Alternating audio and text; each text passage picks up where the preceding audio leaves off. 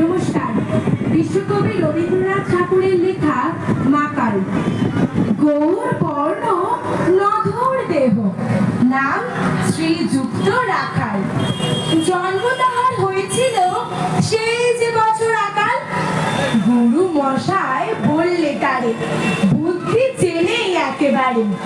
দ্বিতীয় ভাগ করতে সারা 6 মাস ধরে নাকাল।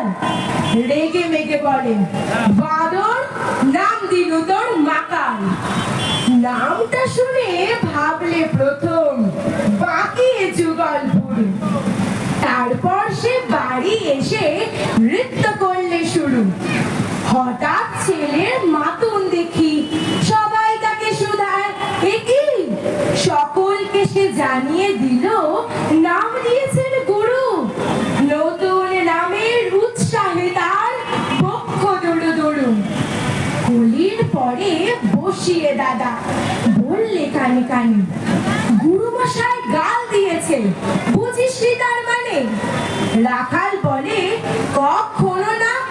মাঝি আমায় বলে, শোনা, সেটা তো গাল নয়, সে কথা পাড়ার সবাই জানে। আচ্ছা, তোমায় দেখিয়ে দেব, চলো তো এখানে। টেনে নিয়ে গেল তাকে পুকুর পাড়ের কাছে। নদীর পরে মাঠে যেথা মাকাল পড়ে আছে। বললে, দাদা সত্যি বলো, সোনার চেয়ে মন্দ হলো? তবে তুমি বলতে কি চাও? গাল বলেছে কাছে, মাকাল আমি বলে রাখাল দুহাত তুলে নাচে। দুহাত কলম নিয়ে ছোটে খেলতে নাহি চায়। পড়াশোনায় মন দেখে বা অবাক হয়ে যায়। খাবার বেলায় অবশেষে দেখে ছেলের কাণ্ড এসে।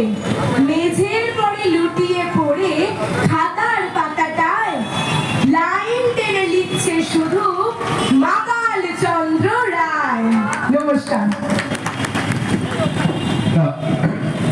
আনন্দের সঙ্গে ঘটনা